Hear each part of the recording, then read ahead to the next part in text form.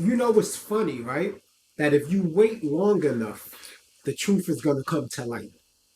The truth is going to come to light. And just when I feel like I've spoken about everything I possibly could about the fight that we just witnessed, the lead up, the aftermath, a little nugget, right, gets presented that furthers the conversation just that little bit more. And Floyd Mayweather gave us this little nugget. Now we know what took so long for this fight to happen and who negotiated in bad faith. Let's talk about it.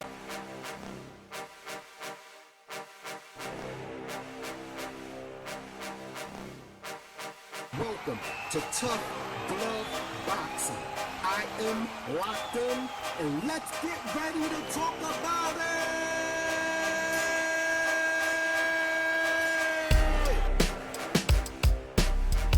Floyd Mayweather comes out in an interview with Fight Hub TV. Shout out to Fight Hub. And it's a great interview. You guys should check it out. It's crazy because, we're going to talk about the politics of boxing today. Floyd Mayweather, he came out and he said out of his own mouth that he likes both guys, okay? But he did not want them to fight each other. Before he made that point, he wanted people to understand that he is Al Heyman and Al Heyman is him. He is one of the two halves of the PBC, okay? And so when he came out last year, I believe it was in October or September, to explain to you that, listen, this fight is not going to happen, okay? It's going to happen further down the line. He didn't say next year. He said further down the line. That's what he said. You heard him. He asked everybody, there's no press conferences. Y'all can obviously see that the fight is not going to happen this year. And to be honest with you, the fight was never going to happen in 2022. Okay? So, with them doing these negotiations, what I have a question of is how would they allow so many, like, Errol Spence fans, and he comes out and he corrects people when he feels like he needs to sit there and say that Bud negotiated in bad faith, Bud ducked out of the negotiations to take a tune-up. They said all of these things, right? Even though Bud came out and let us know what the real was, now we can confirm it based on what Floyd Mayweather just said. He feels like this fight should have never happened. He never wanted them to fight each other. So how can two things be right at the same time? How could you negotiate in good faith, right? And like you did last year, which I felt was in bad faith, offering no guarantee. You saw how the fight turned out.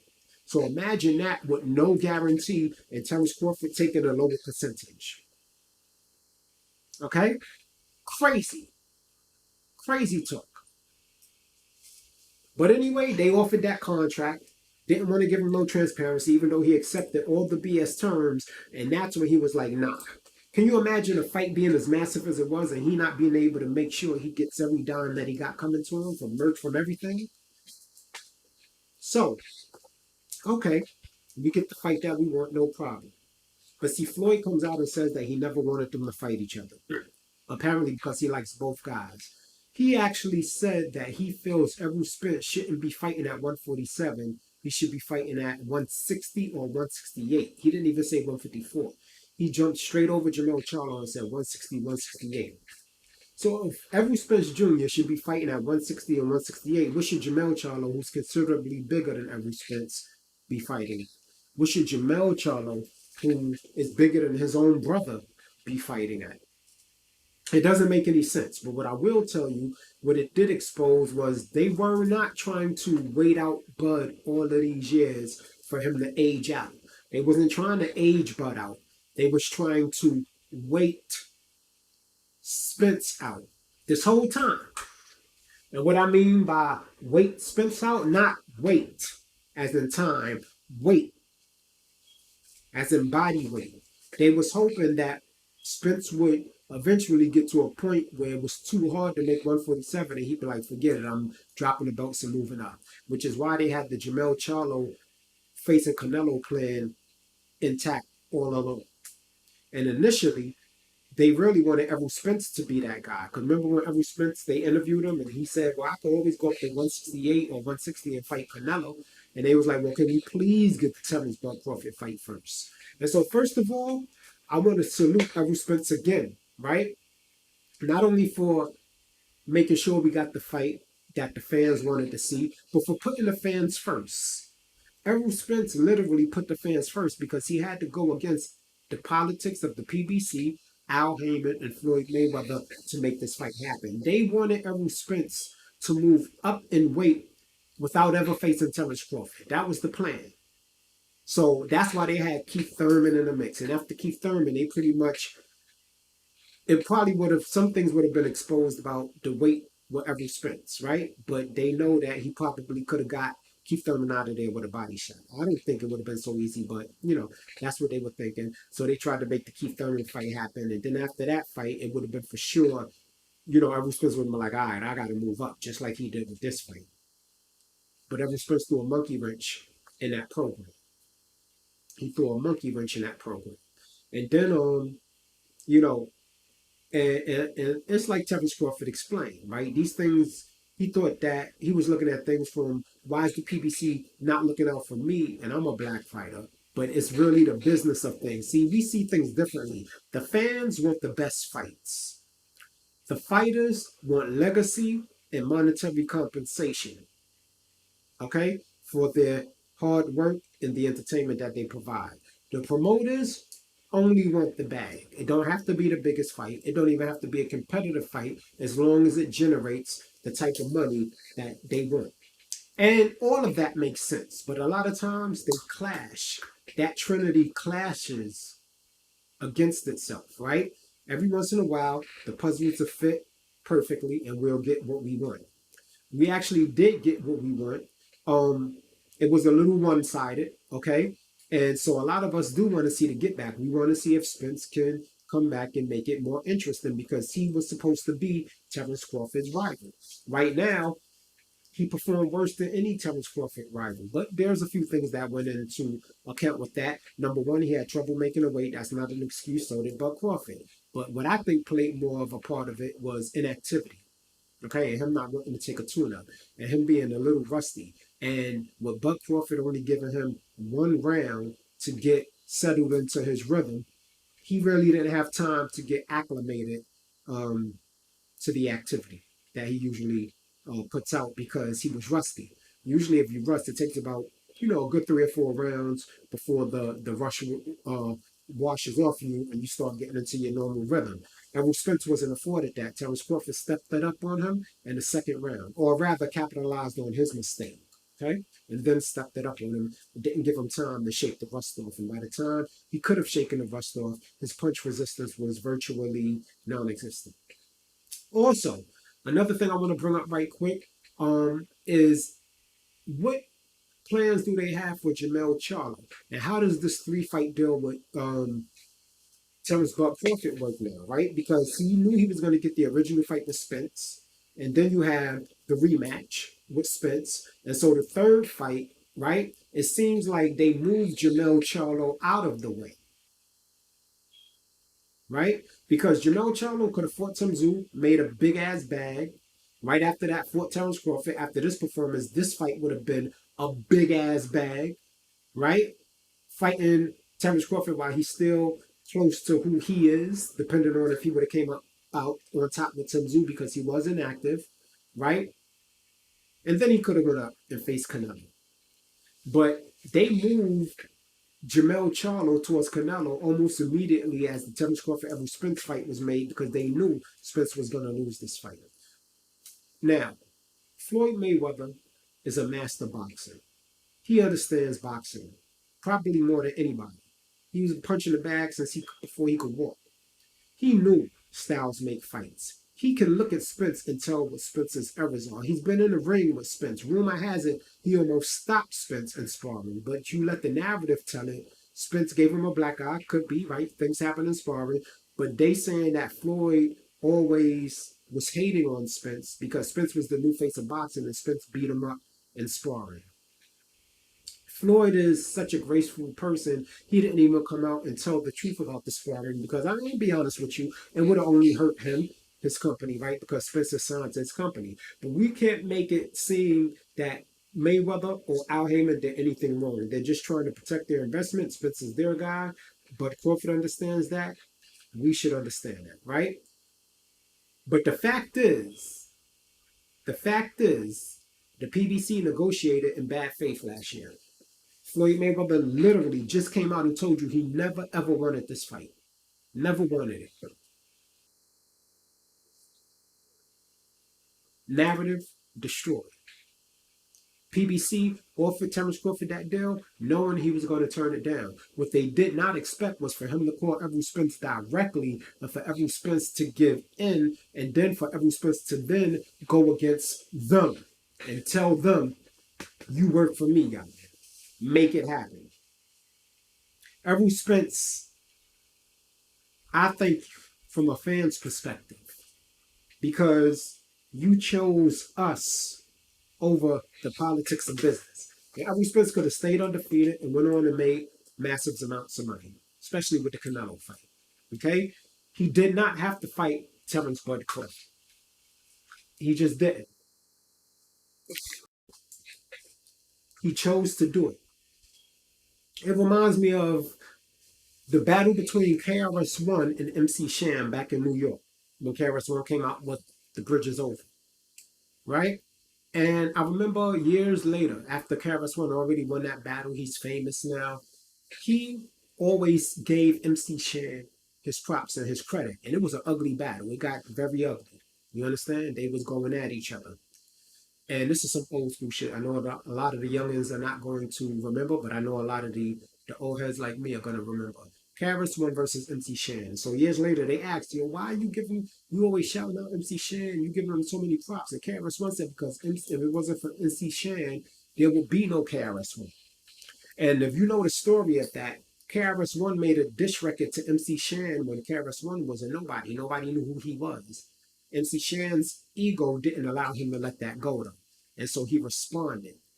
And when he responded, KRS-One then came back. He came out with the South Bronx. Then he came back with The Bridge Is Over. And that song exploded throughout New York City, blew KRS-One up. It was pretty much like, in that situation, MC Shan was Errol Spence and KRS-One was Terence Crawford, because nobody thought KRS-One could come out on top of that battle, because MC Shan was massive in the hip-hop game at that time. So he said all MC Shan had to do to win that battle at that time was not respond. And had he simply not responded, there would be no KRS-One. And so there's some similarities to that in this situation, which is why I brought it up. Right? There's some similarities to that. Errol Spence could have left the welterweight division without giving Bud the opportunity to show he was that guy. Sure, Bud could have stayed there for Boots and everything, but would we really have given him the credit that we giving him now for beating Spence if he would have beat Boots? Is there anybody else that he could have finally got his acclaim from? It had to be Spence. But like I said, they tried to wait Spence out. And so now, with the Jermell Charlo situation, it's kind of interesting because Terence Crawford did a recent interview, right? He did an interview with the Pulled Away podcast. Okay? Pretty good interview, by the way. Let me see if I can find it. Yeah, I think this is it right here, right? He did an interview with the Pulled Away podcast, and he stated that Jermell Charlo could possibly be his last fight. He said that. Jermell Charlo could possibly, he feels like if he gets the Jermell Charlo fight, that will solidify his greatness. Now, he didn't say anything about Jermell Charlo having to be undisputed, although I'm sure that would make it a lot better. Okay? I want that Jermell Charlo fight. I think it's the perfect fight. I think during the fight, it was the perfect segment advertising with Terence Crawford running to the corner, talking ish to Jermell Charlo with the All Access that came out after the fight, showing Jermell Charlo going back and forth and what really happened. Right? That's massive advertisement for Jermell Charlo versus Terence Crawford. And I want that fight. I don't mind Tim Tszyu fight at 154 if it's for the WBO. But now that I think about it, will Terence Crawford Is that really the next fight for him? I mean, he got 3 fights with the PBC. Is Tim Tszyu really like that guy that deserves to be in there with Terence Crawford? I get Jamel Charlo, he's his mandatory, but right now, Terence Crawford's name is crazy massive. Now, I would like to see that fight. I don't think Tim Tszyu can deal with what Terence Crawford has to offer. I'm sorry. He's just not that complete. He's a very good fighter. He has phenomenal power. He has great patience, which is one kryptonite to Terence Crawford's game. But he doesn't have the enough ring IQ for Terence Crawford. And I think Terence Crawford displayed that. I would love to see Jamel Charlo because Jamel Charlo makes adjustments in the ring. He fights in various ways, right? He can fight off the back foot. He can counter. He has power, right? He's explosive. He has an edge to him. He's mean, right? Everything you want to see in a competitor. Just like what Terence Crawford says. And the press conferences are going to be lit because they really don't like each other. So I'm thinking we need to push that fight. The problem I have is that now Jamel Charlo is going up to face Canelo. Even if Jamel Charlo wins, I don't see him coming back down to defend at 154. And I hate this. And if he loses and comes back down to defend at 154, where does that leave Errol Spence? Who gets that fight first? Terence Crawford or Errol Spence, right? And will it be the same Jamel Charlo? Jamel Charlo. If I've been saying Jamal this whole time, I'm sorry, but I think I've been saying Jamal. But where would that leave Jamel Charlo? Coming down 2 weight classes, right? And depending on what type of damage he takes in the Canelo fight and how that goes, right? Because when Kell Brook fought Spence, he came down 2 divisions, right? He jumped from 147 to 160, got beat up by Triple G, and had to drain himself back down. Now, if Jamel Charlo and Terence Crawford are going to fight, it's going to have to be sometime next year, more than likely nearer to the end of next year, because if he beats Canelo, Canelo's going to want a rematch. So, and if he loses to Canelo, then we might can get the fight sometime in the summertime, around the same time we got this fight with Spence and Terence Crawford. Okay? After that, if the Jamel Charlo Terence Crawford fight don't happen next year, I don't believe the fight is going to happen at all. All right? And that would be a shame. But at this point, everything else is just the icing on the cake for Terence Crawford. He solidified his legacy. He solidified his place as a first ballot Hall of Famer. He's 3 times lineal, 2 division undisputed, 3 division world champion, hopefully soon to be 4. And he's pretty much accomplished everything a boxer could accomplish, and really more than most, because him and Plz Share are the only 2 boxers ever in the whole entire world. 2 people out of the billions of people on this planet that's ever been undisputed in multiple weight classes. It's a great accomplishment. And I don't like this comparing Terence Crawford to Floyd Mayweather and everybody. Everybody has their own legacy. Ain't nobody comparing Marvin Hagler to Floyd. Like, none of it. It's fun to think about who will win. In my personal opinion, y'all know how I feel about Terence Crawford, but I don't hold my tongue. I don't think he would have beat Pretty Boy Floyd. I think Pretty Boy Floyd is just too defensively responsible and faster. And Pretty Boy had power. So, it would have been, that would have been a true 50-50 fight. I think Pretty Boy Floyd Mayweather would have pulled it off, though. I think he would have pulled it off. Probably more than likely a unanimous decision. That's just my opinion. Just my opinion. But again, it was very interesting. Get in the comment section. Let me know if you saw the interview. What did you think about Floyd admitting that they never wanted this fight? They never wanted them to fight. He tries to claim that it's because he liked both guys. And I get that, right? Bob Arum didn't want Shakur Stevenson to fight Oscar Valdez because he wanted them both to go on to make a whole lot of money.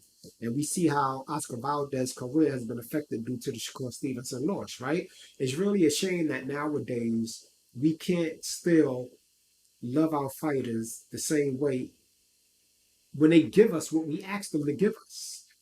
Win, lose, or draw. We asked Terence Crawford to go after Spence. We wanted that fight. We wanted Spence to fight Terence Crawford. And they gave it to us. Both of them deserve our appreciation and respect, right? It's been almost 2 weeks.